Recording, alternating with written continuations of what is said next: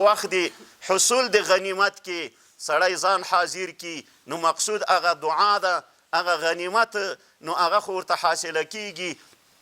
لا یشقا جلیسهم دا هغه نورانی مجلس ده چې یو سړی راغلی په دې کې ناسته الله یې نه بې برخې کوي. الله دې د دغه مجلس هغه برکاتو فیوزات ټول مجلس ته ټولې علاقې ته د ټول کلي ته د ټولې مدرسې ته خصوصا مظلومو افغانانو ته د دې نورانیت او د دې برکت الله ورسوي.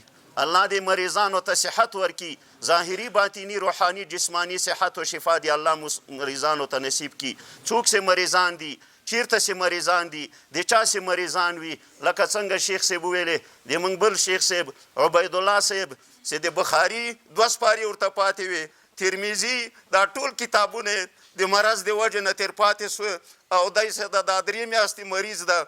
نو بیا الله پاک د بل ورور د موږ کشر ورور ده شیخ عبدالولي صاحب هغه بیا د دا کتابونه باقی هغه اخلاص کړ. نو الله دې د هغه کتابونو د بخاري او د ترمذي د مسلم او د ابو داود په برکت باندې الله ته د صحت ورکي د شفا کامله عاجله ورکي. الله دې د درس او د حدیث او د خدمت لپاره الله ته صحتمند او تندرست وګرځي. الله دې د قرآن په برکت باندې د تفسیر او د ترجمې په برکت باندې د نورانی مجلس په برکت باندې د نورانی طالبانو اشخاصو په برکت باندې د شيوخ او حضراتو په برکت باندې الله دې ټولو مسلمانانو د زړو مقصدونه مرادونه پوره کړي. کوم امیدونه او ارزوګانې د دوی په زړونو کې دي الله ته په عالم او خبرداري الله ته په باندې قادري الله دې دوی د زړونو امیدونه او ارزوګانې پوره کړي.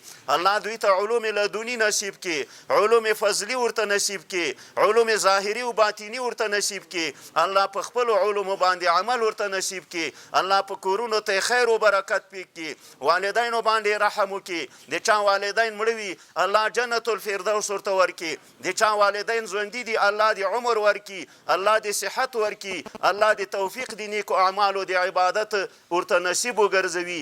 دغه اولادونو او طالبان دي الله د خپلو استادانو دپاره د خپلو والدینو مشرانو دپاره د خپل قومو د علاقې دپاره دي الله سربراهان او صدقه جاریه وګرځوي. الله دې ټولو باندې رحم وکړي. الله راتله قبول کا الله دغه سفر قبول کا الله دغه تفسیر درته قبول او مبارک وګرځوه. بیا خاص کار حماسي صاحب ته به ډېرې دعاګانې موږ هم کوو تاسې به هم کوئ. الحمدلله ځکه ما خو ویلې چې په ما باندې دا فرض عین ده د دې شکرانه موږ نسو ادا کولی. د موږ ټول ورونه الحمدلله د موږ ورېرونه الحمدلله د موږ چې د ټوله کورنۍ په همدغه درس و تدریس کې مشغول و مصروف دي. الله دې تر قیامته پورې همداسې مشغول و مصروف وساتي او الله دې دغه درسونه د دوی ورته قبول و منظور وګرځوي.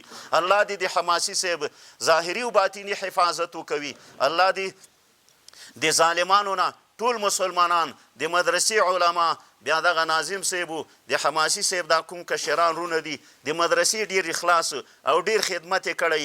په دې روزه کې کوم خدمت طالبانو کړی الله پاک دې ټولو ته پوره پوره اجرونه ورکړي. دا کوم مجاهدین دي چې دوی شپه هم د پیرداري کوي د ورځې هم همدغسې حفاظت قرآن کوي. حفاظت قرآن مطلب څه ده؟ عالم د قرآن حفاظت بکوي حافظ د قرآن حفاظت بکوي. دا د قرآن حفاظت ته نو الله دې د دغه عالمانو حفاظت د الله په خپل فضل باندې وکوي. که د چا په واسطه باندې کوي که د دې مجاهدینو په واسطه یې کوي که د ملایکو په واسطه یې کوي که د دغه مسلمانانو د دعا په واسطه یې کوي. الله په خپل فضل و کرم باندې ټول علما محفوظ و سالم وساتي. الله دې موږ او تاسې امیر المؤمنین سره د ټولو وزیرانو سره د ټولو کابینې سره د ټول رعیت نه الله ته په خپل امن امان کې وساتي. الله ته په حفاظت کې وساتي. الله چې د ته توفیق ورته نورم مزید نصیب کړي چې نشر د قرآن وکوي حفاظت د قرآن وکوي او همدارنګه د علم او د قرآن خدمت وکوي او فیصلې د قرآن موافق د شرع الله پاک سے د په افغانستان کې همداسې جاری و ساری وساتي او الله دې دا ټول رعیت افغانستان مظلوم افغانان په خپل امن و امان کې وساتي. الله کوم چې دوی دشمنان دي که خارجي دي که داخلي دي الله ته ورته هدایت وکړي. که هدایت الله ورته نصیب کړی نه وي الله تی نیست و نابود کی الله تی ذلیل و هلاک کی الله تی مقلوع و معزوم کی الله تی شکست و تباه کی الله په خپل قهر و غضب باندې گرفتار کی. الله دا مظلوم افغانان ترنه محفوظ و سالم وساتي. الله دغه طالبان با عمل عالمان و فاضلان وګرځوي.